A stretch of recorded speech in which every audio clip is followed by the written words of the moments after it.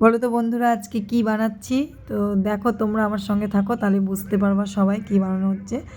এটা দেখো, এটার মধ্যে ময়দা নিয়েছি, এখানে চিনি, তারপরে এখানে লাগছে নারকেল কোড়া, সাদা তেল, বাটার, সব কিছু দিয়ে ভালো করে আমরা মিক্স করে তারপরে এটা দেখো কি সুন্দর করে একটা শেপ তৈরি করে নিলাম।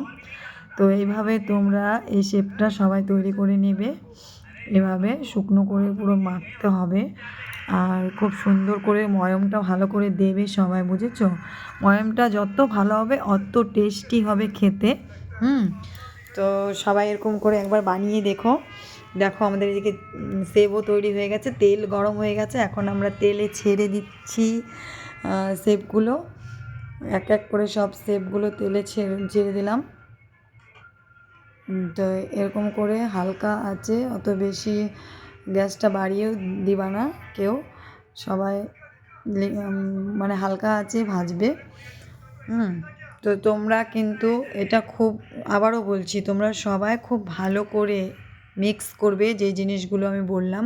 এটার সঙ্গে মৌরি আর বাদামও মিক্স করেছি আমি, কেউ কেউ কিশমিশও মিক্স করে, তো কিশমিশটা আমি অ্যাড করিনি। তোমরা যদি চাও তাহলে বন্ধুরা অবশ্যই কিশমিশটা অ্যাড করতে পারো।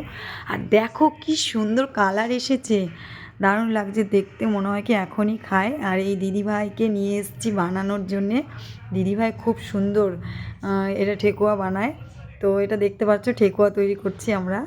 তো এই ঠেকুয়াগুলো খেতে এমন সুস্বাদু হয়, মানে একদম কড়মড়ে বিস্কুটের মতন হয়।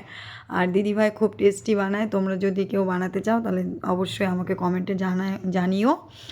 তাহলে যদি আশেপাশে থাকো দিদিভাইয়ের, তাহলে দিদিভাই অবশ্যই তোমাদেরকেও বানিয়ে খাওয়াবে। তো আমার তো খুব ভালো লেগেছে, মনে হয় নামানো দেখেই মনে হচ্ছে এখনই খায়। আর দেখো কি সুন্দর ভাজার পরে কালার এসেছে, আর দেখতে এত সুন্দর লাগছে। আর কতগুলো দেখো আমি ডিজাইন করেছি, এখানে 3-4 রকমের কিন্তু ডিজাইন করা আছে। তো দেখো এক ঝুড়ি হয়েছে, কতগুলো হয়েছে। 1.5 কেজি নিয়েছিলাম ময়দা, তো ওর মধ্যে দেখো কতগুলো হয়েছে। আমার তো খুব ভালো লাগে এটা খেতে, তোমাদের কেমন লাগে আমি জানি না। তো আমি আজ প্রথম আমার বাড়িতে বানানো হলো এটা, তাই তোমাদের সঙ্গে শেয়ার করলাম। তোমাদের সঙ্গে এগুলো শেয়ার না করলে একদমই ভালো লাগে না বন্ধুরা। তো তোমাদের কেমন লাগলো এটা অবশ্যই আমাকে কমেন্টে জানাবে।